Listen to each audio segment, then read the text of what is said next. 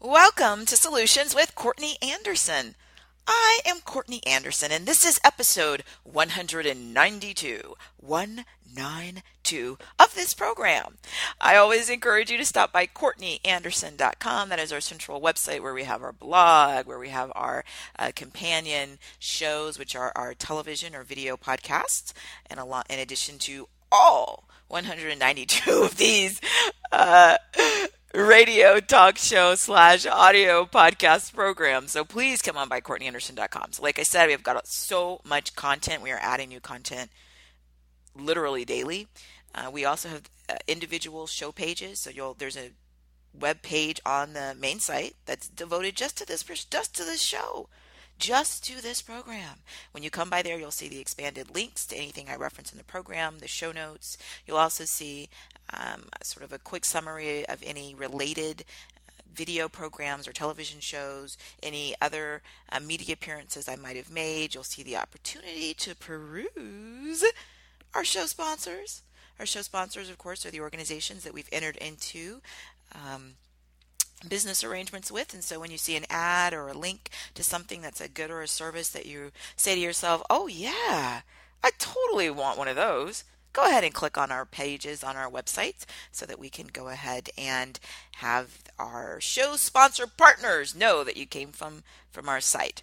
And that's, of course, part of the revenue stream that we use to continue to provide brand new content constantly and add to all of the resources that are available for you. I also want you to continue to stop by CourtneyAnderson.com because we will, again, be adding new content and new different opportunities for you to enjoy content. So webinars, seminars, we're even going to be launching in-person seminars and opportunities for you to take part in person with different programs. So this is super exciting.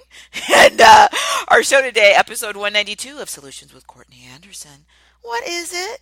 What's it about? Well, first, it's part of our series, which is our Help Situation Spotlight series. And that's a series where we shine the spotlight on a situation that you, a community member, have shared with me that you're asking for help in regards to. So what specifically are we shining our spotlight on today? What exactly are we talking about in terms of needing help? Here's our episode topic. How do I protect myself while remaining open to new people? How do I protect myself while remaining open to new people? Now this is one of our shows that is just a meaty topic, just meaty. And what I mean by that, it's something I can just sink my teeth into. That I'm salivating somewhat when I just look at this topic because there's so much emotion and power behind just the topic. How do I protect myself? Wow, remaining open to new people. And so, again, I do want to note, please share our program. Anything that you see on our website, on our blog, on our programs, on our articles, on your social media. I know you're social. Get out there and share. And if you access our program through any of our distribution channels, so iTunes and Stitcher and Spreaker and Libsyn, we've got new channels we're adding, again, almost daily around the world. So I do have the access now to enhance data as we're building the infrastructure out with this program. So hello to our program community members all over North America, the U.S. and Canada. So thank you. Thank you to our South American community members. I appreciate you so much for being part of our program. Our European community members. I must note that in Ireland is right now one of our most popular European community member locations. So thank you so much. Of course, Australia and South Africa, our most popular African nation right now, but we have many other wonderful community members throughout the continent of Africa. So no matter where you are, thank you. And again, wherever you are, go ahead and leave those ratings or reviews on any distribution channel where you access our program. Also, of course, to our wonderful community members in Japan and in India, thank you. So here we are. And like I said, this is a meaty show. This is a meaty show. Because, again, even just the topic, how do I protect myself while remaining open to new people? It's just laden with emotion, and it has a backstory, really. Because if you ask the question, how do I protect myself while remaining open to new people, we can infer that there's been an issue in the past where we haven't been protected, where we felt that we were open to new people, but we weren't remaining protected, right? So again, just a question. There's so much, and we can even imagine in our minds, well, what happened? What happened to the person? Did they go to a new job and they were thinking that they're going to be open and make new colleagues and work friends, and then they were sabotaged? Was office politics involved in something happening disastrous in their career? Was it someone who was in a long-term personal romantic relationship? Were they deserted, or were they abused? Is it someone who's been divorced or abandoned? I mean, again, the stories we're running with, right? Because the whole question of how do I protect myself while remaining open to new people, we can again make that inference that potentially the person asking the question has not been able to protect themselves while remaining open.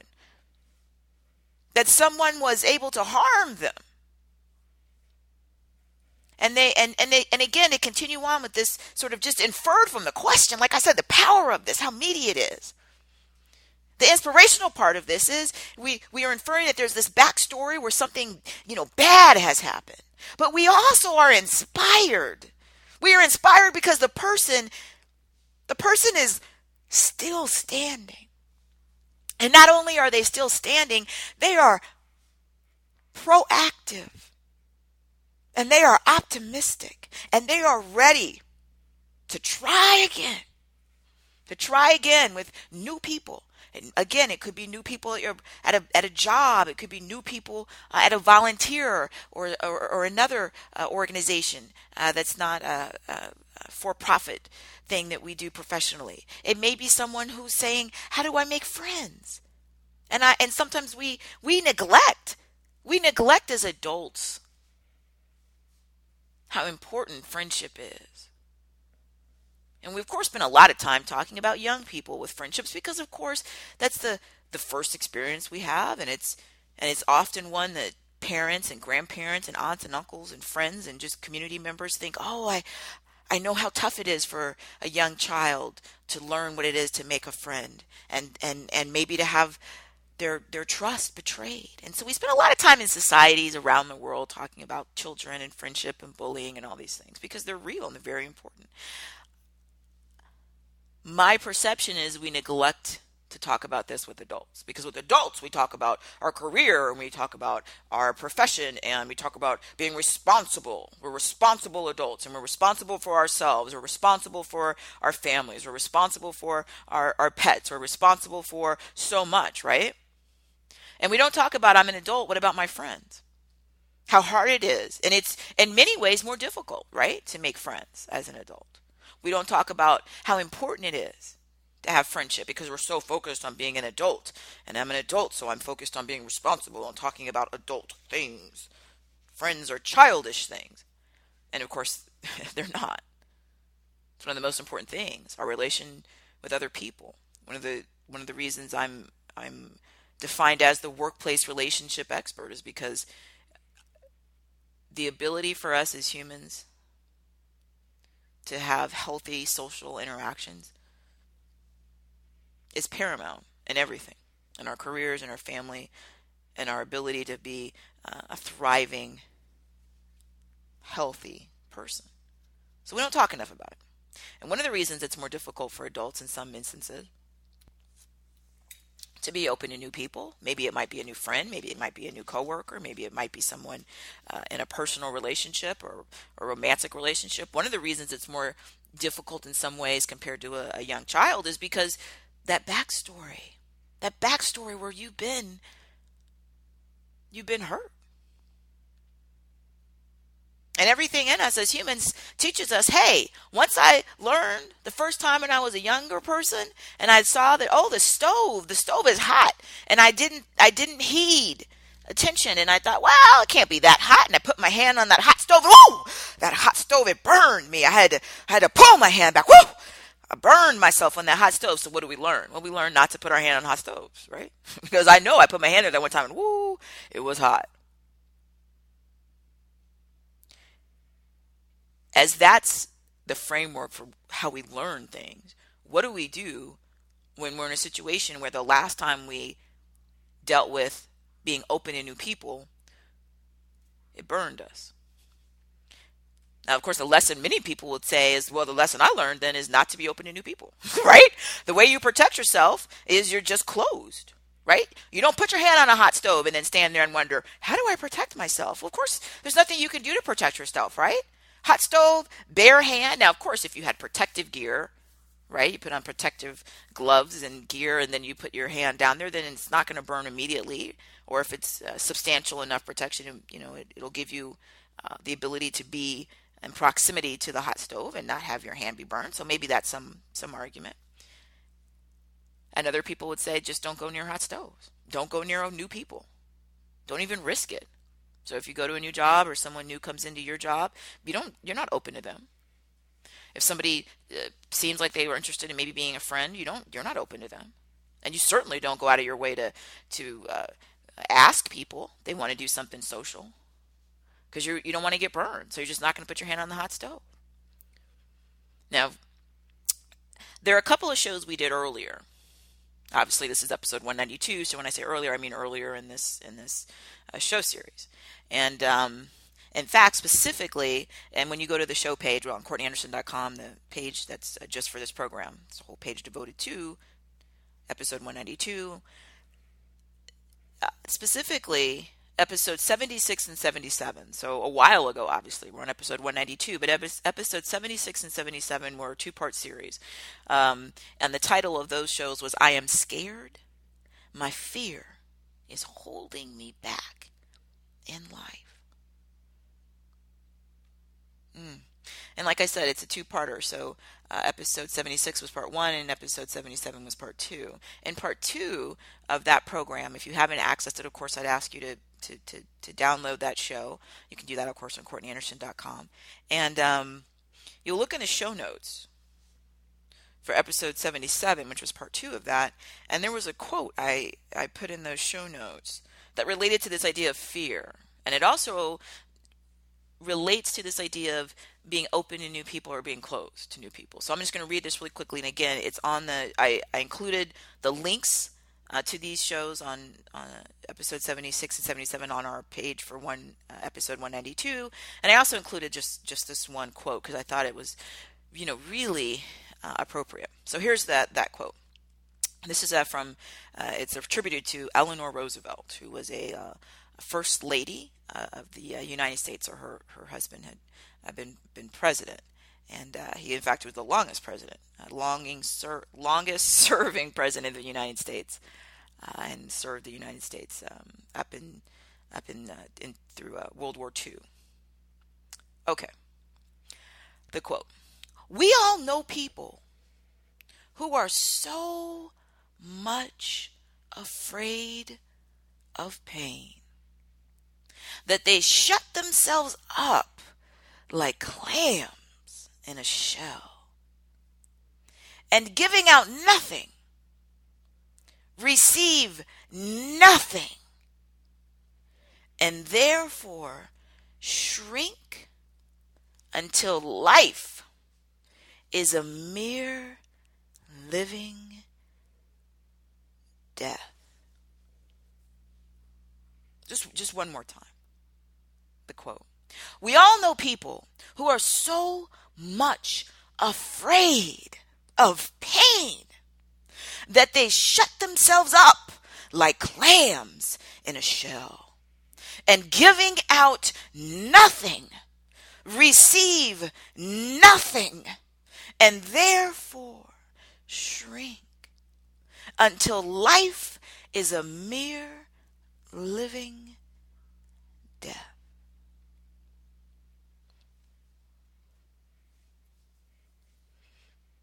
So in this show, we're asking, how do I protect myself from remaining open to new people? And my argument is that quote illustrates you don't have any choice. If you say to yourself and make the argument to me, look, I put my hand on a hot stove before, I was burned. So I learned not to put my hand on a hot stove. So I'm not afraid. I just am not going to be open to new people. Thus, I'm not going to be worried about protecting myself because there's no harm. I've stopped the harm because there's no interaction, right? No new open people, and I'm not going to worry about having to be harmed. And my point is that you will not be able to survive like that. Isolation and loneliness.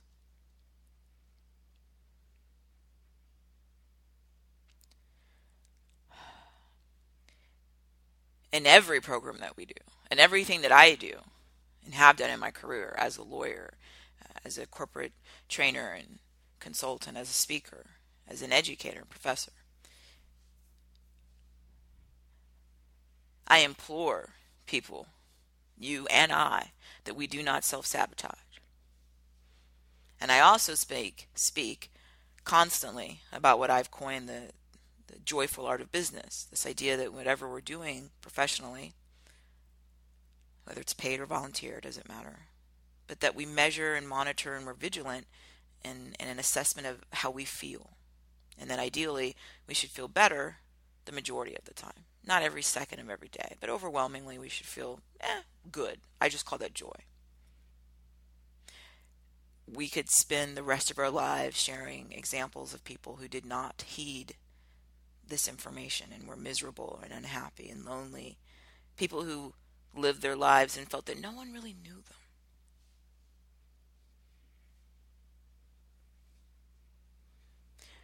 It's not an option to shut yourself up like a clam in a shell.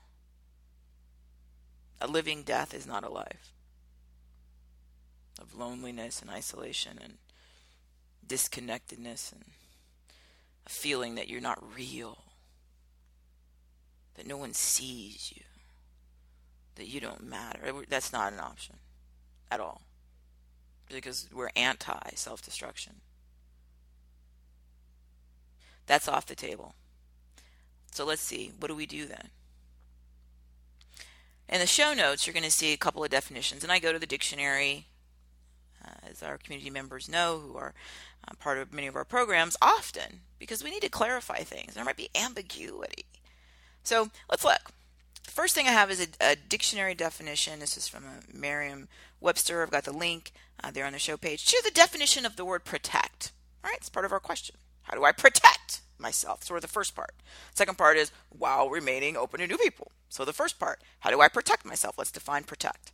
So here on the show page, I'm looking at the link from the dictionary. What does it say? Definition of protect. It says to keep someone or something from being harmed, lost, etc. Okay, sounds good. And then it says to save someone from financial loss caused by fire, injury, damage, etc. Now, we are looking at that first one. We're not talking about financial loss. We're not talking about make sure you get insurance, right? So if your car catches on fire, that your insurance company will reimburse you. That's not the specific topic we're talking about, because we're talking about being open to new people, which has nothing to do with their financial loss. So we're talking about how do you keep someone or something from being harmed, lost, etc. How do you keep yourself, right? That's the question. How do I protect myself? So it's me. So I have that defined, right? How do I keep myself from being harmed? Okay. From being harmed by what? From being open to new people. That's the second part of the show title. So the protect part is easy. And here's why. The question is, how do you keep yourself from being harmed? And the easy answer is you're going to make a commitment to yourself that you will keep yourself safe from harm. What?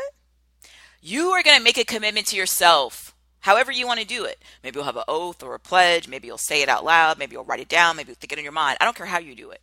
But the point is, you're going to commit to yourself, you commit to yourself that you are going to keep yourself safe from harm.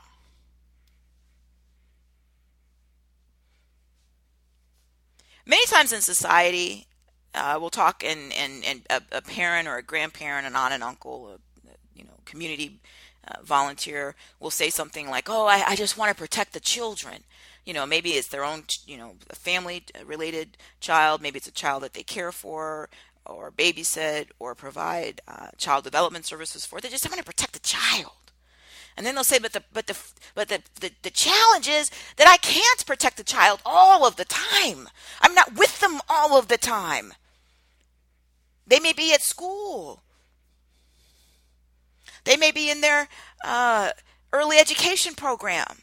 I'm not there all the time. And as they become older and older, they're 7 years old, they're 12 years old, they're 17 years old. I'm there less and less of the time because they have more mobility and more activities. They're with their friends, they're at their sporting club, they're at their musical group, practicing their instrument. And I'm not there all of the time. And at any time something could happen to them. They could trip and fall or something could happen. And that's a real issue. The beauty of our program today, and the beauty of why I said this is easy, what we're talking about, is protecting yourself. Here's the easy part. You are with yourself all of the time. This isn't like worried about a child or a young person. This isn't like being worried about your adult parent or grandparent or a person in your community that you care about who might be a senior and maybe have health or mobility challenges. This isn't like being worried about a healthy adult who might be your close friend you care about or your spouse who went on a trip, right? Because that anxiety comes in. What if something happens to them and I'm not there? But here, and this is why I find this to be such a relaxing. I wish you could see me because I'm literally, my body, I'm relaxing, right? Like I'm moving, like I'm relaxed. Because in this show, with this question and this help situation spotlight, this is easy. You are with you forever. You never have to worry. How am I going to protect myself when I'm not with myself and something could happen? It's not going to happen because you are there. You are with you from inception all the way through. And some of you will say, okay, well, I'm with myself through my physical body as I understand it to be and as life as I understand it. Some of you have a spiritual or religious or scientific approach where you say, I'm with me beyond this physical body. I'm just with me, through any form I may take. Okay. My point, I don't care when you may feel that what you are changes form or may cease to exist. That's not the point for our discussion. What I'm saying is, no matter where you move that line, the point is you with you all the time. That's why this is easy and relaxing. You never have to worry. Oh, what if I'm not there and there's an earthquake or a hurricane? What if I'm not there and someone kidnaps them? What if I'm not there and they eat something and it's poisonous? What if I'm not there? Hey, you're there. See, this is so easy. Aren't you relaxed? Don't you feel like I am just limber? Woo, I'm moving all my body because I feel so relaxed and happy because I'm with me. I'll always be with me. And one of the things I did, and this is probably it's over 20 years ago today. I was, a young person and had a lot going on in life, and I had a lot of, challenges. And I remember in some of my most frightened moments, one of the things I do is I get close to the ground. I get on my knees, or I get down. And I don't know, there's all types of reasons, but this is what I do. And in those moments, I think a lot of things. But one of the things that has brought me such peace, and it's what I'm sharing here right now, is I thought to myself, you're not going to let yourself starve. And it's true, I'm not. Now, I may be in a situation where, maybe I'm somewhere in the world in the future and there's a horrible natural disaster, or maybe a man-made disaster, right? And I'm trapped and life is horrible. I'm going to do everything in my power to not let myself starve. Now, I may starve. It may be that that's just what happens, but I'm going to tell you until the very last moment, I'm going to keep trying my absolute best, because guess what? I'm with me, and I will never not be with me. I'm with me. That's it. And there's a peace in this, and there's also a comfort because I have some control. How do I protect myself? The easy part is I made a commitment to myself. And when I say a commitment, I really do mean this. And again, like whatever you're comfortable with, but you honestly need to own it. And like I said, decades ago, I did this and I found it to be incredibly helpful. And I do it in lots of ways. So I was doing it, and maybe if a fear of economic or food security. I say, hey, I'm not going to let myself starve. I meant that. I'm going to protect myself. And it's the same thing in this show today. You're going to protect yourself and you're going to make a commitment to yourself. You have to actually do this, because if you think, well, that's goofy, kind of weird, and of course I'm going to protect myself. Actually, it's not that simple, because you would think if adults understood this and did this, so much of life would be easier. If people just looked out for themselves, if people prioritize themselves like they prioritize other people. Most adults will say, oh, yes, I'm going to take care of, the people that work in my business. I'm going to take care of my employees. I'm going to take care of my family. I'm going to take care of my friends. I'm going to take care of my elderly relatives. I'm going to take care of people who are ill. I'm going to take care of people I volunteer for. It's a long laundry list, right? I'm going to do for them and take care of them and all this. But they don't put themselves in the list.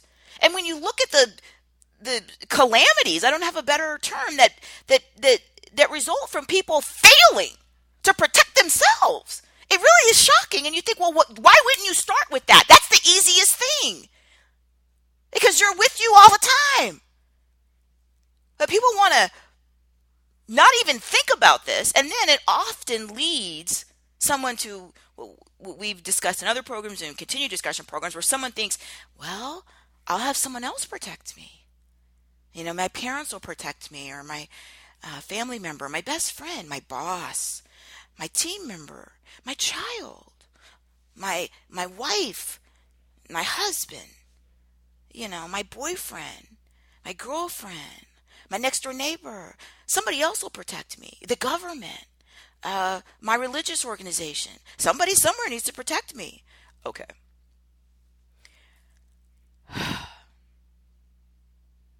You and I do not have control over any other individuals or entities.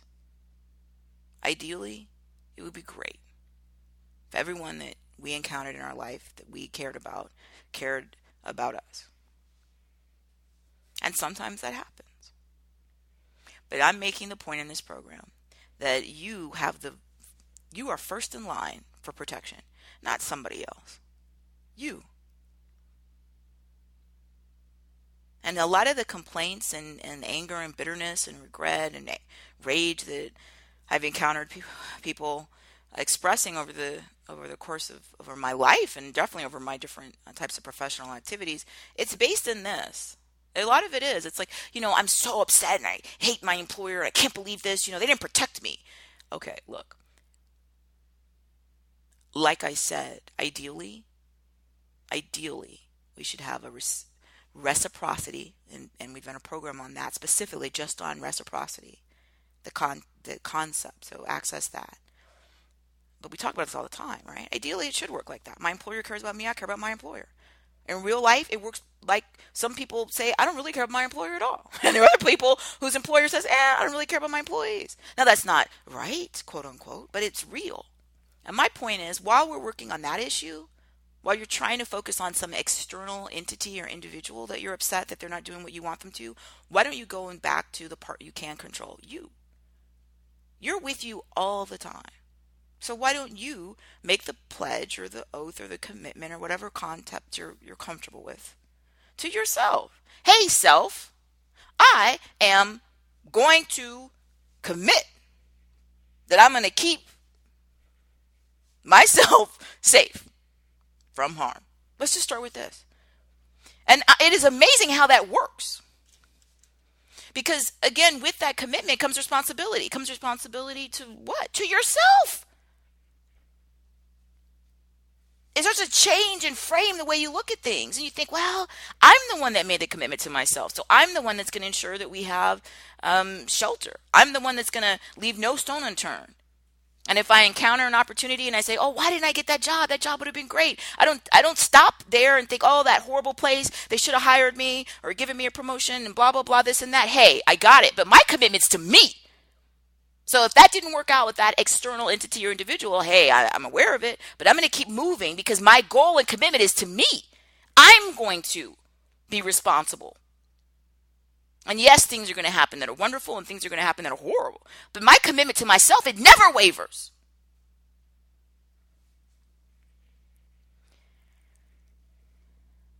I strongly encourage you to think about this. When's the last time you thought about your commitment to yourself, to protect yourself? And some people get caught up in that victim mentality that we've talked about in numerous programs and we'll continue to talk about. Where again, someone says, I'm a victim of that horrible place, that horrible employer, that horrible, government, that horrible ex-wife. They did all these horrible things. And I'm not disagreeing. In many instances, really, really, unbelievably awful things happen. My point, though, is you have a commitment before that, during that, and after that to yourself. So, yeah, it's horrible. You're aware of it. You acknowledge it. You process it. But your commitment to yourself cannot waver because you already made that commitment. You will never, ever break that vow because you're with you all the way. And again, this has been something, this concept it's brought me a lot of solace. It's also brought me a lot of energy. Because when those things do happen, then it's, oh my goodness, that's awful. I indulge in that. I've not hidden. We've done programs where I talked about. I've thrown my fair share, probably more than necessary, of pity parties. Right? Oh, I'm so upset. This happened. Whoa, they did this to me. But I do understand because I made my commitment, my vow to myself a long time ago. Hey, that happened, but I'm me. My commitment to feed myself and shelter myself and nurture emotionally myself with relationships so that I don't become in that clam in my shell and the living death. My commitment to myself way predates whatever this thing is that happened more recently that was awful. And my commitment will not be shaken. I will continue to fulfill my commitment. I will feed myself no matter what happens with that business, whatever happens with that job. I'll still feed myself. I'm going to go ahead and make that commitment to continue to nurture healthy relationships with people in my community of caring. We talked about our community and caring in many of our programs. That's the simple thing. We look around people and you ask the question. The test the person has to pass is your happiness their happiness? Is your unhappiness their unhappiness? Not what they say, but their behavior and their words. So if there's somebody who is genuinely, through their behavior and their actions, when you're unhappy, they're unhappy. And when you're happy, they're in your community of caring. And that is separate from any label. Labels are things like parent, sibling, child, boss, team member, employee, neighbor. None of the labels matter because the labels are meaningless. The action, who's in your community of caring, those are the people. Your unhappiness is their unhappiness. And they don't just, again, words and mostly action, they follow through. I'm here for you. What can I do for you? Let me listen with you. Let me absorb your pain and disappointment. Let me tell you how much I care about you. Let me always make your happiness my happiness. And it works, of course, reciprocity. Their happiness is your happiness. Their unhappiness is your unhappiness. This is a commitment, you see? But the beauty of all these things are, first, your protection commitment to yourself. It's beautiful and wonderful because it's just one party, you. So, and the beautiful part is you're never going to be away from you. So that's easy and relaxing. Like I told you earlier, just, ooh, my body is relaxed. I think about how happy and wonderful that vow and commitment is. On our community of caring, we're going to take time. We talked about in other programs how you take time to assess who should be and who should remain in your community of caring. You also have to remain vigilant, right? To make sure that your people that are in the community of caring are continuing to behave in a way that makes them eligible. You yourself have to always monitor your behavior. What are you doing for other people? When you ask somebody, how are you? Do you really mean that? You have to be a friend to have a friend. Again, people get caught in the victim mentality. I've met many people throughout my different professional endeavors in my life who they'll tell me, "Oh, I can't believe these people. I thought they were my friend." And then when I start listening and asking a little more questions, it turns out they weren't even being a friend. Now, again, the easiest relationship is the one with yourself because you're with yourself. So there's not a lot of extra lifting. You don't have to call yourself or, text or email yourself and check in and how are you? None of this extra stuff because you're always there. It's very easy, right? It's like I said, it's relaxing. But with other individuals and entities, you have to make this extra effort. And yeah, you have to prioritize it. You have to prioritize them. So you can't say to me, "Oh, that's somebody I really care about." And I'll say, "Well, okay, when's the last time you reached out to them to see how they were doing?" "Oh, I don't know. It's probably about, I don't know, 18 years ago." "Really?" Or I'll say, "Well, when's the last time you heard from them?" "Oh, yeah, they must have left me a message a while ago. I don't know. Maybe it was like 8 months ago. I don't know. I've been really busy." Okay, look, if you're so quote busy that you don't prioritize them, then you're not in their community of care.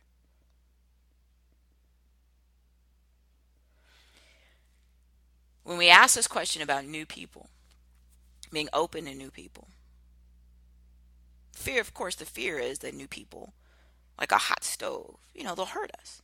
They'll betray us, they'll abandon us, they'll deceive us, um, they'll abuse us, they'll diminish us, they'll do all these things, right? My point is, you, remember, have already made a vow, so your protector is with you all the time. Never goes away, okay? So that's the really great thing. It's like a bodyguard that is part of you. So your biggest, most important protection is there all the time and for free. Let's just add this. This is the beauty of the system, right? You are yourself. You made your commitment, your vow to yourself. I'm going to protect you. And that never is going to go away. Your bodyguard can never go away. And it costs you no money because it's already part of who you are. Easy, relaxing. On the show page, again, go to CourtneyAnderson.com. You'll see the definition of open. Now, open is one of those words that when you look in the dictionary, the link that I went to, and I'm not exaggerating, there are 19 different versions of definitions of the word open.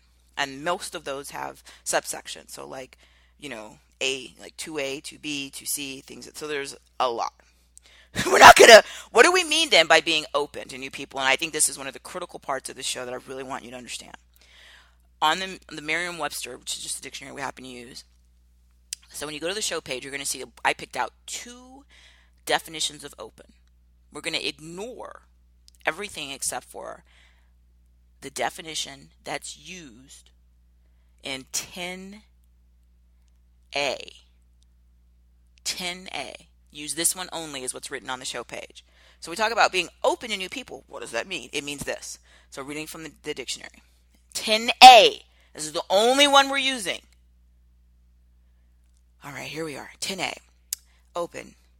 Characterized by ready accessibility and usually generous attitude, as generous in giving, willing to hear and consider or to accept and deal with, responsive, free from reserve or pretense, frank.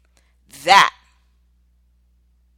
10A is our primary definition. Now 10B also may be applicable in some situations. 10B says accessible to the influx of new factors. Right? So, hey, I have a new friend and they told me about this great movie I'd never even heard of. That's an influence of a new factor, right? 10A and 10B are the only type of open definition we are using in this show. I want you to ignore everything else on the definition page, and I want you to definitely ignore this. This is not what we're talking about when we use the term open. When we ask, how do I protect myself while remaining open to new people? So listen carefully. You are never going to use this definition of the word open.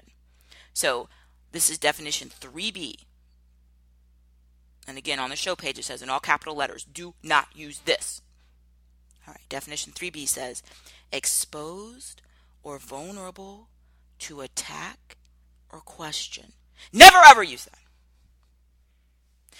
You have made a commitment to yourself to protect yourself. You are never, with a new person, going to be exposed or vulnerable to attack or question. That is not happening. That is not happening. Because if you were to do that, you would be breaking your vow to yourself. They're new people. You don't know what that person is. You don't know if that person is going to be a new member of your community of caring. You don't know if that person is going to be somebody who you don't even remember, you know, 6 weeks from now. You don't know if that person is someone who has a whole bunch of issues and has an intent to cause you harm. You don't know. So obviously, you're not going to go ahead and think, oh, well, I'm just going to go ahead and be exposed and vulnerable to attack or question. No!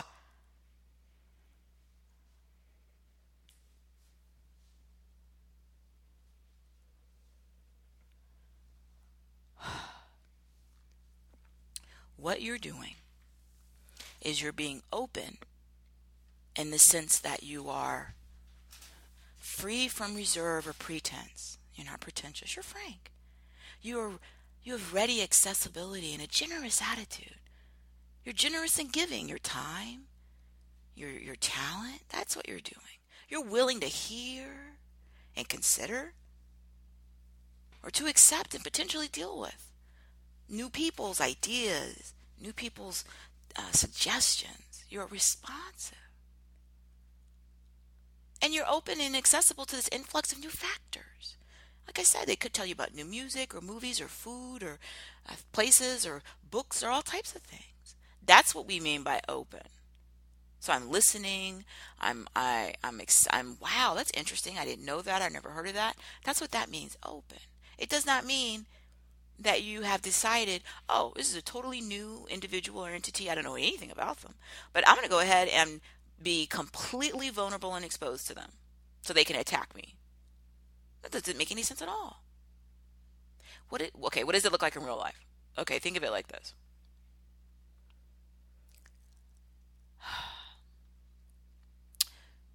With people in your community of caring, often you will give them and they will give you access to where you live. So like the keys to your apartment or something, right?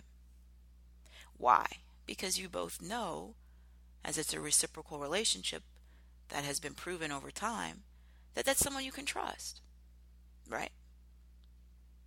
If you just met somebody 20 minutes ago, hi, my name is Khadija. It's nice to meet you. Hi, Khadija. I just met you 20 minutes ago. Do you give them the keys to your place? Now, I know when I talk about these sometimes in seminars, somebody will say, well, yeah, I give them the keys to my place. What if they're my cleaning service? Okay, look. Obviously, I wasn't talking about someone who you were in a professional business relationship with who was insured and bonded, and you hired them to perform services at your location. Obviously, that wasn't what I was referring to. What I'm saying is that you need to not open up all of your financial secret information, your bank account numbers, your health records. You don't just throw all of that to a new person because you don't know them. Now, you're not doing anything weird by not giving it to them because no one does that. And the way you protect yourself is you've already made the vow and commitment, right? I'm going to protect you. Does that mean that nothing bad's ever going to happen in your life because you made that commitment to yourself? Of course not. That's silly. Natural disasters happen, acts of war happen, other man-made disasters happen, and then you're going to run across in life horrible situations. And sometimes you're going to run across people who, for a multitude of reasons, their entire mission in life is to spread misery and pain. And you just go run across them. So when that happens, okay, it happens. I've made my vow to myself. So I understand going into things in life that my vow to myself is unwavering. It never ever changes. I can count on it. Someone who's new, I don't know. They may be, again, someone new in my community of caring. They may be a person that changes my entire life. I don't know. They're new. So what am I doing that's open? I'm listening, right? Oh, okay. Tell me about yourself. Oh, that's interesting, right? I'm non-judgmental. I'm not pretentious. If I'm going to spend as much time as is reasonable getting to know them, I'm going to also share. I'm going to reciprocate and share my information. One of the things people do is they move too fast, right? And that's the idea. I met you 20 minutes ago. Here's my financial information on my bank accounts. Here's my personal health records. Here's the key to where I live. I mean, come on, really? But though people will do this, they'll say, well, I met the person and they seem so wonderful. I thought they'd be my new best friend. I never met anybody like them. I thought we had so much in common. Yeah, but you didn't know them long enough. And then people will argue with me and say, well, I know somebody, or it happened to my cousin or someone, and they met somebody, and then they married them, a day later, and they've been happy for 50 years. Okay. Nothing is guaranteed. You could know someone, you think you know them for 50 years, and you still not really know who they are. There'd be shows about that. Some people wear masks. I'm not exaggerating. Emotional, psychological masks where they only show you what they want to show you, and you really don't know who they really are. So that's one issue. The other issue is, of course, there is no timeline. I can't say to you, hey, if you wait 6 weeks and 1 minute, then boom, you're never going to have a problem because that was long enough. You didn't move too fast. There's no time frame. And part of this is what makes people so anxious and worried. And they say, well, I'm so scared.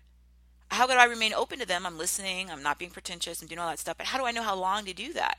Here's the easy part of this where you don't have to be scared. You keep doing the dictionary definition that we said, right, which was 10A and 10B. You do that until that person, the other person, the new person or the newer person, until they show you through their behavior that they're not part of your community of caring. They're going to do things that are going to show you that your happiness is not their happiness. The moment that happens, you reciprocate. By what? You're going to recalibrate the amount of time and listening that you give them. You're not going to change the character of it. There are people who I have had experiences with their behavior and I understand their motivations that they're not in my community of caring. Now, I will never change my behavior and be disrespectful or not open when I listen because I'm not engaged in whatever their antagonistic issue is with me. That's a one-way unilateral thing on their side.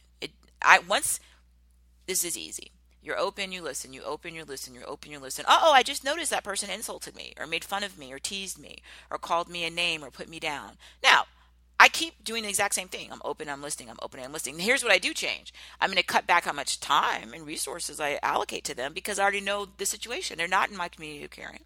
And I'm not mad about that. My community of caring and your community of caring, they're small. I mean, there's 7 billion people on the planet. We can't have all 7 billion plus people on the planet, and there's people constantly being born and dying.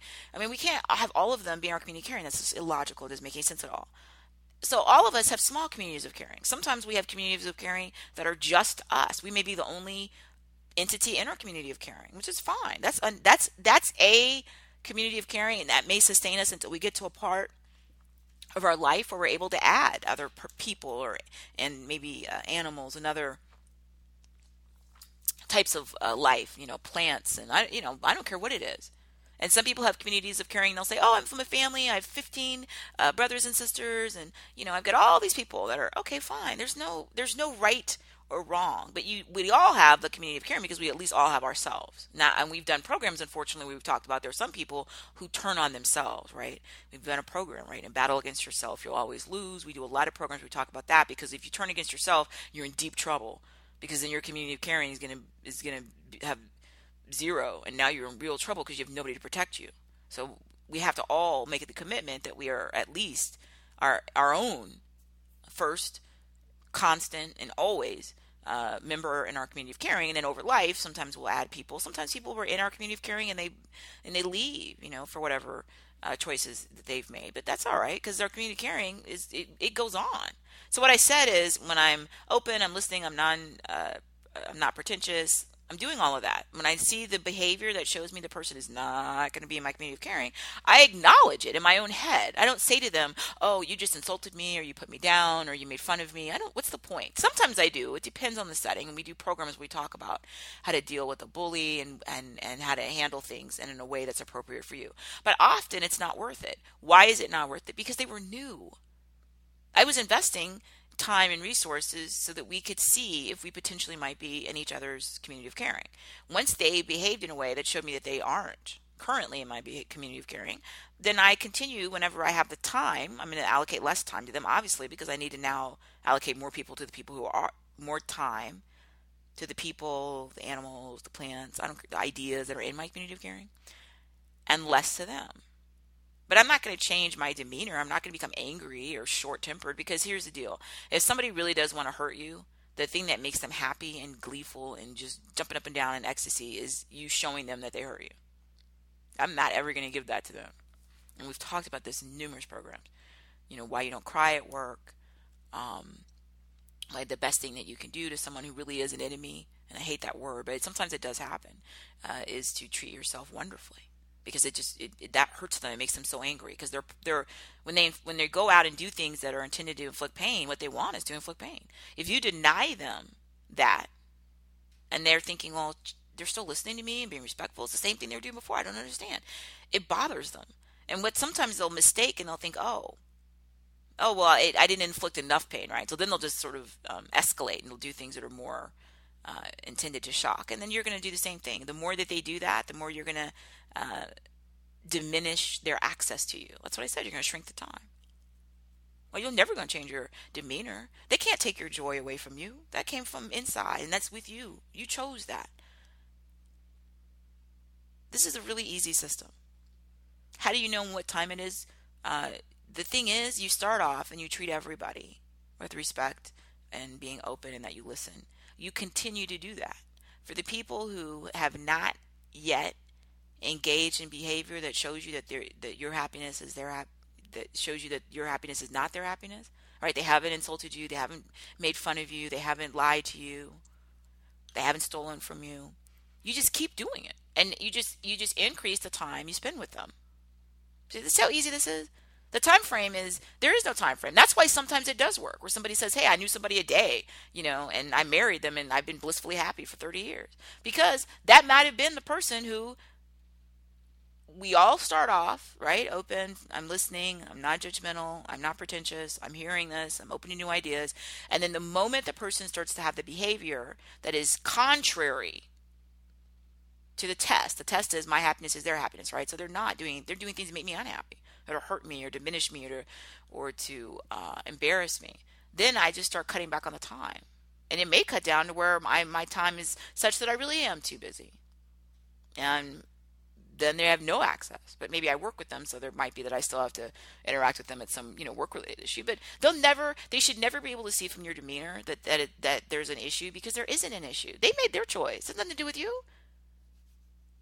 All you're going to do is restrict access, because people who aren't in our community of caring, which is the majority of the world, right? We only know a little teeny tiny number of people.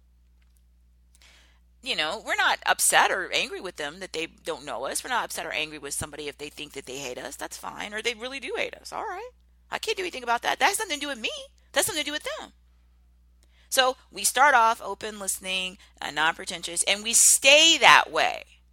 The moment that the behavior from the other party shows that our happiness is not their happiness, we just start closing the window of time and access they have to us. And that's it. That's the test. That's the rule. So when we say you move too fast, what we mean usually is you haven't given people sufficiently reasonable amounts of time for them to be able to show you their real behavior. And remember, the easier it is for people to talk to you, the more open, right? That's that thing, right? I have a generous attitude. Oh, I'd love to chat. Oh, yeah. What's going on? And the listening thing is wonderful, because, of course, it gives people attention, makes them feel good about themselves. But here's the other thing. Remember the vow you took to yourself, right? The pledge, commitment you took to yourself. You're your protector. How are you going to find out if someone is intending to engage in behavior that is contrary to your happiness or their happiness, unless you give them the space to do it?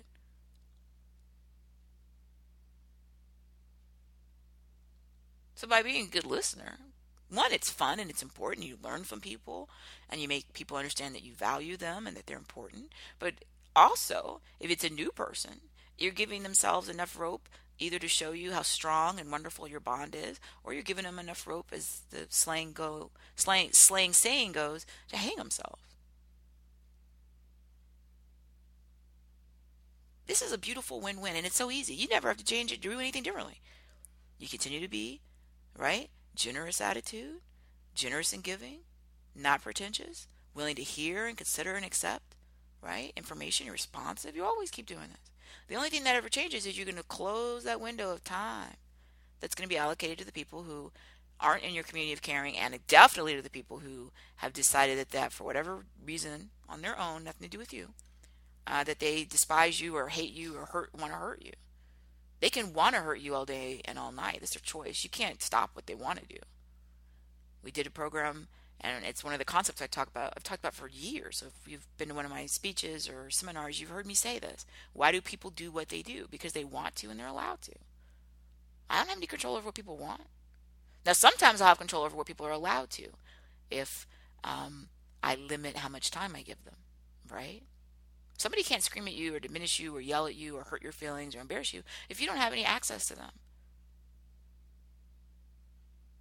But they haven't made you less generous or less willing to hear and consider, other information. Why? Why would I be less open? I have to be open, A, because the world is an interesting place and I have things I want to learn. The other thing is I constantly am going to be meeting new people who I'm going to be in their community of caring and they may be in my community of caring. And sometimes in life that was for a short amount of time. Maybe we were working on a project together or we spent some time together socially and maybe they moved or something else. But this is a beautiful part of my life. I'm not going to I'm not going to close my opportunities to be joyful and cared about and care about other people just because some individuals or even some groups decide that they don't have my best interest at heart. That's their choice. And the reality is that's what we all face. So they don't like me. Who cares? When I say that, I'm not being flippant. I really mean it. I honestly don't care. I accept it, and I think it's important for me to know that they don't like me. That's why I want to be quiet and a good listener and be generous and have that open attitude so that they'll share with me that they don't like me as soon as possible. I want to find that out as soon as I can. And then I'm continue to be generous and open, but I know exactly what I'm dealing with. It's a win-win. I'm not going to diminish my attributes that are positive, right? Open and generous and not pretentious, responsive. Those are wonderful things. All you have to do is remember you made your commitment or vow or pledge to yourself that you're going to protect yourself and keep yourself safe from harm. You're never going to deviate. You're never going to leave yourself. You're never going to not be there. You're never ever going to be in that sense alone because you're there for the long haul. Right? So that's easy. The other easy part is you made a commitment. You're a wonderful, dynamic person.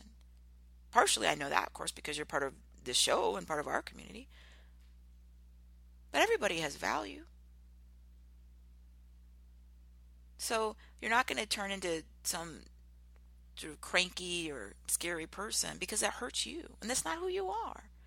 Yeah, horrible people and little tiny numbers exist.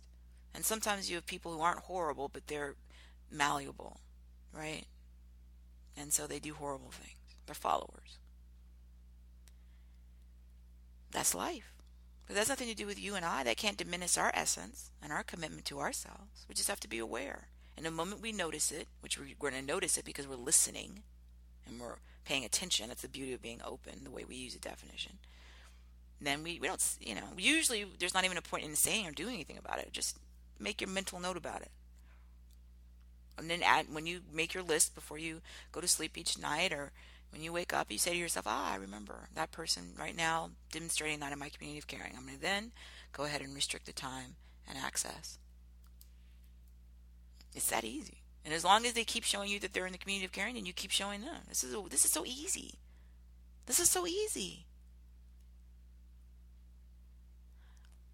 So I really hope that you found the program to be somewhat useful. I do again ask you, please share our program on your social media with the people that you know if you found it to be helpful or even thought-provoking. Do share any ratings or reviews on iTunes or Stitcher or Spreaker or Libsyn or anywhere you find our show. And share your ideas with me. I'd love to hear from you and find out what's happening or how you're using the things that we discuss in our programs in your life. And I appreciate you so much. So again, thank you for being here and being part of the show today.